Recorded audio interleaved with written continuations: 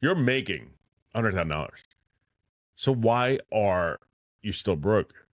This is the financial trap that's killing a lot of the tradespeople out there. You are working hard. You come home exhausted. You're just tired. You made good money. You did 67 hours. You think financially you're doing great. But then, no, your bank account says otherwise. Your bank account says, whoa, we're hurting here, dude. One little accident and we don't have anything to work with. You need to do something about it. That's not all the tradespeople. A lot are okay, but a good amount of us aren't. We don't know how to financially handle our money. We were young. We had the low pay. We had the small house. We had the car that we needed, not wanted. And that was a good time because we were struggling, but we did side work. We did other things to make extra money to survive and take care of our family. But we had money in the bank. Then the race comes, right? You see your buddies owning the nice house, have a new car. So what comes next? You get the bigger truck. You got the pay increase. You're doing well, right? You're doing great. But then you decide to get the better house. You need more room. And your wife or significant other wants something too, so you get them a vehicle. And it just keeps piling and piling. Don't forget about your kids. And then because you got your pay raise, you're doing well, you might want to do something. You want to go on vacation. You want to do something fun. You do that. You go somewhere special. You spend your money on that trip. Money is going away. They're like water. It's going. It's gone. You're living according to your pay. You're not living to your financial needs. You're living to your financial wants. And that money's going out. You're making more, but you're making technically less. Percentage-wise, if you do the percentage, you are probably spending the percentage same amount as you were before. Because I've noticed when I was young, I got started here, I went up, but at the same time, my bills went up. It just followed it. When I was younger, my mortgage was only $700. And I had a vehicle, a Chevy Cavalier. I just owned it, didn't need it. I needed it, didn't want it. I had no truck, no extra stuff, barely any tools to do my job, right? I just had enough to be able to be an electrician. Our house was a twin. We lived next door, one side, to a very nice couple. They owned a cheesesteak place near us. Very good food. On the other side was a twin. They were nice too, but occasionally you would hear, loud bangs, boom, boom, boom. You would hear someone going down the step. Doo, doo, doo, doo, doo. We're like, oh crap, should we call the cops? Oh my gosh. Come to find out, they got an argument and a guy threw a bowling ball down. But we thought it was someone getting killed. We're looking at each other. Are they killing each other? Oh my gosh, what's going on? That was our house. That's what we had. They were fun times, simpler. We didn't have the big house. We didn't have the extremely wonderful car. And I was making okay money. I was making side work. So we're doing really good in our eyes. And then, from a distance, you're seeing the better opportunity. You're seeing that brand new truck. There was a house that we liked next to my in-laws. We liked the house very much. But the problem is the person still lived there. Well, I became really good friends with that older person. He was a World War II pilot and very, very smart guy. He worked for Sunoco, and he invented a lot of the things that are in the boiler today. He invented that. So he's making pretty good money. And I became really good friends. I just remember we decided we were looking for a bigger house. So we go all the way down to West Grove. I live in Delaware County. West Grove's pretty far. We went there to look at this house. The house was okay. It was weird. It was covered by two houses. It's like stuck in a corner between other things. It was a beautiful house, but a weird spot. As we were thinking, we decided to hold off. We drove home, and then I get a call. Well, unfortunately, my in-law's neighbor passed away, but his kids go, Mr. Quinn, yeah, our father had it in his will. He would like you and your wife to get into the house, but you'll still have to pay. But let's have a discussion. How much would you like the house? At the time, houses in this area were $315,000, and I'm like, 220. Like, oh no, that's too little. So we settled on 280. Luckily for me, I had Iraq money, and I saved a lot because I went to Iraq. It was good money. But now, going from a 700 mortgage, now with this, with the taxes and all, the mortgage is going to jump to 1,900. I'm talking about differences. Oh my gosh, beautiful house, right next to my in-laws. Awesome, awesome scenario. I love my in-laws. I became good friends with them. Now, that's what I get. I had the raise, got more money, and the house brought my money down. The percentages wise were the same, not seeing the money. And now I have to work more hours to provide myself this new house, the new truck, my toys, my tools, my toys. And don't forget, you get debt accumulating. And how? How's this debt accumulating? Credit cards. At the time, we were paying credit cards off. We were doing it. We were doing great. But we slipped. We slipped, and all of a sudden, credit cards got a little out of us. In the beginning, we paid it off. We were staying up to bet. We were doing good. But was the bigger house necessary? Was it really necessary? Well, I'll be honest. If you tell my wife, it was. And if you tell me, it was. I wanted this house. I love this house. It's the first time, I'll be honest, besides my family, they lived in a single home. I never really lived in a single home except for my one time. But I went in the Army. So I didn't really get to enjoy this single home. And then I met my wife right in the beginning when I got active duty. So I really didn't spend much time in that single home. So technically, this was my first time in a single house. Being a city kid, in the Army, it was so weird, dude. The house was so dark. I wasn't used to it. I was actually nervous and scared of my own house in the beginning. It took me a month and a half to 2 months to get used to living here. It was so dark. Close your eyes. That's how dark it was. A city kid, you walking down, you got street lights everywhere. Ben Salem, where I lived, bright everywhere. And wasn't used to it. So it took a while. So I got the bigger house. And then, as you see, my income rises, but nothing. The savings is not the same. Savings is going bye-byes because it got more stuff. But why? Why are you hurting? That's my story. But let's talk about a couple things. First thing is, and I am a DeWalt guy, so automatically you have something called tool addiction. When I walk through Home Depot, Lowe's, Ace, whatever, I'm eyeing up the candy. I call it candy. Everybody's like, what are you doing here? Oh, I'm like, I'm just eye candy. I'm looking around, just enjoying shopping. I go to Home Depot, Lowe's, and all just to look at tools. I love tools. I love power tools. I just got me a miter DeWalt saw. Love it. Just tried it today. But most tradespeople spend thousands on tools that they don't need. Like the miter saw. They don't really need it. You got the new Impact. Don't forget, again, you got the other tools. You got the hammer drill. You have the Sawzall. Do you really need that? Probably not. Because your job, your electrician, they supply you tools. If you're non-union, they still supply tools to a point. But buying new tools all the time just financially beats you up, man. It confuses what you really need. Do you really need it? Treating tools like investment when some are really expensive. Now, instead of buying it, save. Instead of spending it, save your money and buy the tool you want. Don't spend it because you need it. I've done that a few times, hurt ourselves financially because credit cards. That is it. Tools should be a need at first.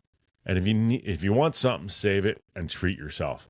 Try to get away from just paying and buying tools out of the blue like I've done it a few times when I was younger. I did that. I bought the tool I wanted. Don't really use it. Still in the garage type of thing. I thought I wanted it. Did. Don't really use it. So next time, think of tools as an investment. Wait. At least take one day to mull over. Do you really need it? And then, if you do, buy it. And if you don't, save and then buy it.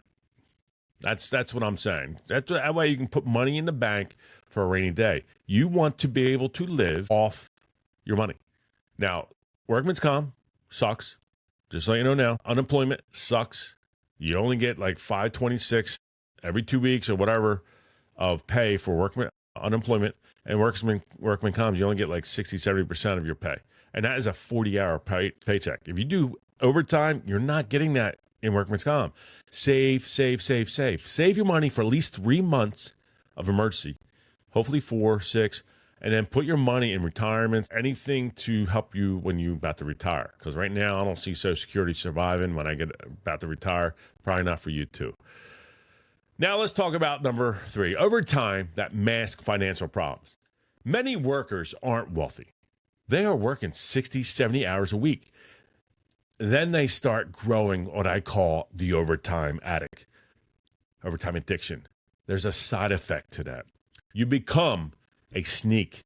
Not all, but some. You become a sneak. You're trying to get over on others. Your temper starts to flare. It's starting to be more consistent. Sometimes simple things will set you off because of overtime, because you're competing against other people. You become a different person. My recommendation, and again, you don't have to listen, but my recommendation is try to live off of your 40 hours. Tough, but you need to. Learn to lower your paychecks, your finances down to 40 hours. If you can't now, try to work overtime to bring you down to 40 hours. Work will run your life, not you. You won't run your life. Your family will now become a second thought. You'll start missing birthdays, sporting events, and more. Ask yourself, if the overtime disappeared tomorrow, what would happen to you financially? Would you survive? I'm guessing not, because a workman's comp and unemployment is nothing. It's not working. It won't help you out. That's what I'm saying. Survive off of 40 hours. In fact, if you can survive a little less, that'd be even better. That's what I'm talking about. Overtime addiction is masking your financial problems. No one taught you about money. And if they did, that's awesome. For those who are listening are really good at money, dude, set a comment down, talk to us, let us know how you become a great money person. Now let's talk about what trade schools do not teach you money. They teach you conduit betting, motor control, safety, other things, electrical basic circuits. And high school teaches you math, English, and other subjects. Most do not teach about life, how to live, or even how to balance your checkbook or your budget. Parents might be just as bad. My parents, I love them to death, but they weren't good with money. And I really had no one to learn from. When I went active duty, I would spend my money left and right. I would never have any savings. I didn't know what credit card was. I didn't know what credit was. I didn't know anything about credit score. My credit score was about 420 when I got active duty Army because I didn't know nothing about it. It took me years and years and years to get up 800. I'm 800 now, but that's a lot of work because now I know about credit. I didn't know about that back then. I had it, again, for something. It was horrible. They don't teach you, though, they're not teaching you budgeting. They're not teaching you investment. They're not teaching you about retirement planning. We always talk in unions, we do a contract. We always go to contract time. The younger guys don't think about retirement. The only thing they think about is their pay, health care, and vacations. They don't think about retirement. Their 401k, money going somewhere for you to survive when you leave. Us older people about to retire, we want more retirement. We want more money into that. Less, we still want some pay, but we want retirement. You'll see that when you ever negotiate pricing and stuff, you'll see it. Younger people want money. Older people want retirement. And don't forget, no one teaches you about taxes. Taxes, it's tough. When you go there for your first time, you do IRS and you're thinking you're getting money, and next thing you know, you owe because now you're in a different tax bracket. I would always get $3,000 to $4,000. I was making about 110, 109, and then 1 year, all of a sudden, I guess we got a bigger pay raise. I became a trainer, I was making good money, and then I owed $4,000. I'm like, what the hell do I owe $4,000? Apparently, I went to a next tax bracket. Did not know that next tax bracket was killing me, destroying me financially, because I had to pay for the $4,000. It made it tough. Keeping up with taxes is, you have to learn that as a tradesperson. Now, another problem that you get financially out of whack is keeping up with others, keeping up with the Joneses. You're in that parking lot, you're at your job site, and you're seeing this one person having a Tundra. This other one has a beautiful, beautiful Ford. This other one has an awesome Tesla. And then you, like I did, a Chevy Cavalier, barely holding on. You're seeing them to have the bigger trucks. You're seeing them to have nice campers. They're towing boats. They're towing runners. They have all these beautiful toys that you're seeing them have. And you're looking at yourself thinking, I got nothing. Meanwhile, you don't know who's actually debt free. You don't know that this person owes thousands of dollars or this person is barely holding on financially. You don't know, you don't see that. You only see what they have. You're not seeing the under the covers, under the iceberg. You're not seeing them broke. You're not seeing them getting angry with their significant other because they're talking finances. You're not seeing that. Only thing you're seeing is all the toys. So now you want the toys. You buy the toys. And then next thing you know, your significant other wants toys too. So now you have to get toys for your significant other. I mean, come on, it's getting expensive. I have a Tundra. My wife has a Mazda. And it's expensive. Nice cars, but it's expensive. Now let's talk about the other problem a lot of tradespeople, including myself. Well, not me, because I do a lot of retirement. I throw my money into retirement even when I was younger, because I'm going to retire young. 61 is my goal. Is 62 now because I started teaching last year. 10 years will be 61, so I can stay here. So 62, I'll probably retire. People do not do long-term planning. People have a work plan, but no wealth plan. What do you want to do at 50? Do you want to be struggling 60, 78 hours? Or what do you want to do at 60? Or when do you want to retire? As listeners, when do you want to retire? Let me know. What is your goal to retire? I have people at my workplace and other places working to 70, 75. And the reason is healthcare mainly. But the other reason is because financially they can't. I had one person, he was married 5 times, I believe. All the wives own the money. He's dying poor, unfortunately. So what are you going to do? What are you going to do at 50? What are you going to do at 60? What are you going to do at retirement? That's what I'm going to know. Let me know. That'd be great to understand what you are doing. So the other problems are with that, between the overtime. Now you're living towards the overtime. You're stabbing people in the back. You're doing a lot of things that you usually wouldn't do. Your wife's getting used to that money. Family's getting used to the money. Now your family's not used to being there. And a lot of things happen. I had an individual who came to me, and I don't know why. I guess I have that look that people come to me and with their problems.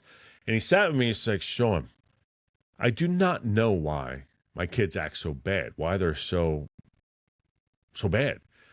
I'm like, dude, I'm going to be honest. I'm going to be blunt. You work 60, 70 hours, maybe 80 hours a week minimum, and you're not home. Your kids are acting out because they miss you. They want to see you, and they're tired of you not being there. They're pissed at you, and you aren't there. So, of course, they're going to act out. They're going to do things that you don't agree with, but you're not there to do anything about it. They're acting up to get more attention from you. He was so pissed, dude. He wrote me in his book. He had a book, thick book, and he wrote time and date of when he felt he was short sighted. And apparently that was it.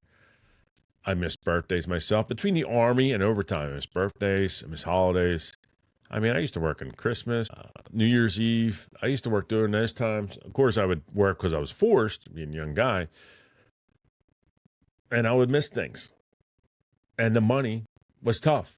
I'm telling you right now, I was living above my means. I might still be living above my means a little bit, mainly because me leaving my last workplace and I'm no longer making the money like I used to. When I was there, I was fine. I was making good money. I was financially fine. But now I have a pay cut, mainly because I'm only teaching and it's still 10 months and I have 2 months to make the extra money while my business is not kicking up. So I'm hurting a little bit, which is fine. Builds character. I'm lowering my bills. You, as tradespeople, for those who are doing well, great, thank you, awesome. For those who aren't, this is probably why you're not doing well. You're living above your means. You're trying to be the Joneses. You're trying to be better than them, but you're not seeing their hurt. You're not seeing their pain. Now let's talk about a little bit about the military connection, because I'm being a soldier. I'm going to tell you a little bit about the military connection. First things first. In the military, we are not exempt from doing bad. Majority of the soldiers, we're doing okay. We're doing well. One good thing is, at least for me, is I had free food, free room and board. The only thing I had to pay for was my vehicle, going out to the club, and doing fun things. That's what I had to pay for. But my pay was only, at the time, was $325 every 2 weeks. And that was in 1995. That was still nothing back then. I had to give plasma 2 times a week. It was $25 a shot. I wouldn't do it all the time. I wanted to heal, but I used to do that to make extra money to pay for my lifestyle because I like clubbing, like partying. I used to club 4 days a week. 2 days would be country, 1 day would be fast. And then I used to enter a male dance review contest just for fun. I used to do competitive country dance, and it was okay. I would, out of, let's say, 25 people, I would get 5th place. The male review, I would get 6th out of 15 or 20 because I could dance. Wasn't like built like a brick house, I was in shape, but I would do that. That's what I enjoyed. It was fun to me. That's why I spend my money. But the military is not exempt from that. There's people who are so messed up. They are financially just shot. I had this couple, really nice people, but they had credit cards up their wazoo. And not because they needed it. It's because they wanted it. They were so bad, leadership pulled the soldier in and kicked him out. He was removed because of financial problems. He would be a target to adversaries. So they're like, look, you got to go. The military tried to help. They tried to give him counseling, coaching. Didn't want it. They wanted that instant gratification. Majority of military people, what they have is they're used to delayed gratification. They have discipline. Not all, majority. And they can plan. I can plan too. I'll tell people I'm checking behind. I have my military side and my civilian side. Military side, straight on, doing it. Civilian side, skip. I still can do it, but not as great as when I'm in the military. When you're military, a lot of us, not all, but some will live below their means. We'll prepare for the future instead of reacting to it. But this is only if you take it, you learn from the military, the discipline. You have to get used to that discipline. So these are the reasons why you're probably not doing well financially. What I'm going to tell you, again, is live in your means. Learn to live in 40 hours. Save for a rainy day. Have 3 to 4 months in your bank account. The trades can provide an incredible life. Awesome. But only if you're willing to build your future and have some discipline, we can use and build our craft. We can do that. We can make extra money on the side. So I want to say thank you for listening to TechTrain Solutions Series on the podcast, PowerFX Podcast. I'm Sean Quinn. Stay safe, stay sharp, and create your own power effect. Yeah.